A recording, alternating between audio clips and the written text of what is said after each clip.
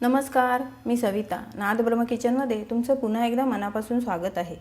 आज आपण बनवणार आहोत गणपती बाप्पाला अतिशय प्रिय असणारा गोड पदार्थ, तो म्हणजे उकडीचे मोदक. त्यासाठी मी इथे 1.5 वाटी ओलं खोबरं घेतलेलं आहे खवून, 1 वाटी गूळ घेतलेला आहे, थोडेसे ड्रायफ्रूट घेतलेले आहेत, 1 चमचा खसखस घेतलेली आहे, अर्धा चमचा वेलची पावडर घेतलेली आहे आणि याची मूठभर मीठ यातलं वापरणार आहे मी. आणि पारीसाठी हे 2 कप मी तांदळाचं पीठ घेतलेलं आहे. आणि आपली पारी कधी कधी फाटते बघा, त्यासाठी मी हे 1 चमचा कॉर्नफ्लॉवर वापरणार आहे. त्याच्यानेच पिठाला छान बाइंडिंग येते. आता मी पारीसाठी जे पीठ घेतलं आहे ना, ते पीठ आणि हे 1 चमचा कॉर्नफ्लॉवर आहे ना, ते मी चाळून घेते. पीठ छान चाळून घेतले. आता मी मोदकांचं सारण करून घेते. मोदकाचं सारण करण्यासाठी एक पॅन गरम केलेला आहे. त्याच्यामध्ये मी 1 चमचा तूप टाकलेले.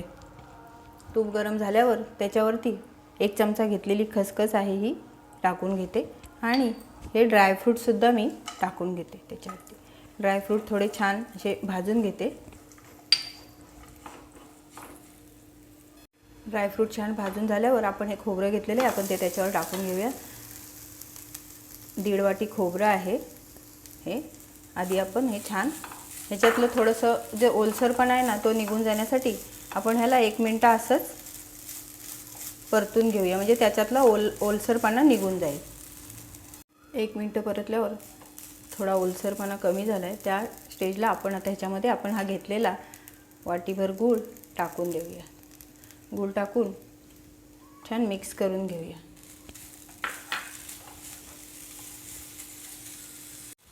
गूळ छान मिक्स झाला आहे. आता आपण हे घेतलेली वेलची पावडर ह्याच्यामध्ये टाकूया आणि अगदी चिमूटभर, एकदम चिमूटभर मीठ टाकून घेऊया. आणि 2 मिनटं हे असंच वाफवलं की आपलं सारण तयार आहे. सारण छान तयार झालेलं आहे. आता आपण मोदकाच्या उकडीची तयारी करूया. मोदकाची उकड काढण्यासाठी पीठ मोजलेल्या कपानेच मी हे 2 कप पाणी घेतलेले आहे. त्याच्यामध्ये थोडंसं तूप टाकते आणि थोडंसं मीठ टाकून ह्याला एक उकळी येऊन देते छानपैकी. आपल्या पाण्याला छान उकळी आलेली आहे. आता त्याच्यामध्ये हे घेतलेलं पीठ मी थोडं थोडं टाकून मिक्स करून घेते. हे छान मिक्स झालेलं आहे. आता मी त्याच्यावर झाकण ठेवून 1-2 मिनटं वाफ काढते त्याची. पिठाला 2 मिनटं वाफ दिलेली आपण. आता मी ते परातीमध्ये काढून घेते. सगळं गरमच आहे, गरम असताना ते मळायचं असतं, तर मी ते गरमच असताना काढून घेते आणि मळून दाखवते तुम्हाला ना. त्याच्यामुळे आपण हे पावभाजीचं स्मॅशर आहे ना, त्याच्याने आपण आधी पीठ थोडं हे करून घेऊया. हात लगेच लावता येणार नाही ना, खूप गरम आहे ना ते, म्हणून असं हे करून घ्यायचं आणि मग पाण्याचा हात घेऊन मळायचं. मी तुम्हाला दाखवते मळून वगैरे सगळं पीठ. आपलं पीठ छान मळून तयार आहे आणि सारणसुद्धा तयार आहे. आता आपण मोदक करायला घेऊया. मी हाताला सुक्कं तांदळाचं पीठ घेऊन ही पारी तयार केलेली आहे. पीठ हाताला घेतल्याने काय होतं, आपण जी मोदकाची पारी करतो ना, ती हाताला चिकटत नाही. असे त्याला मी हे करून घेते, पाकळ्या पाडून. सुक्कं पीठच घ्यायचं हाताला, त्याच्याने मोदक बिलकुल हाताला चिकटत नाही.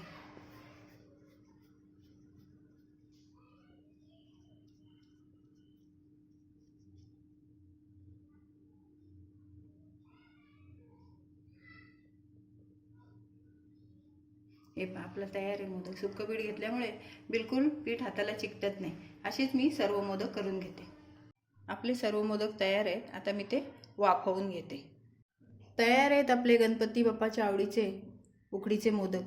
आपण कॉर्नफ्लॉवर वापरल्यामुळे आपला एकही मोदक फुटलेला नाही आहे आणि खूप मस्त कापसासारखे मऊसुद्धा झालेले आहेत. तर तुम्हीसुद्धा ही रेसिपी जरूर ट्राय करा आणि माझी रेसिपी तुम्हाला कशी वाटली ते सांगा.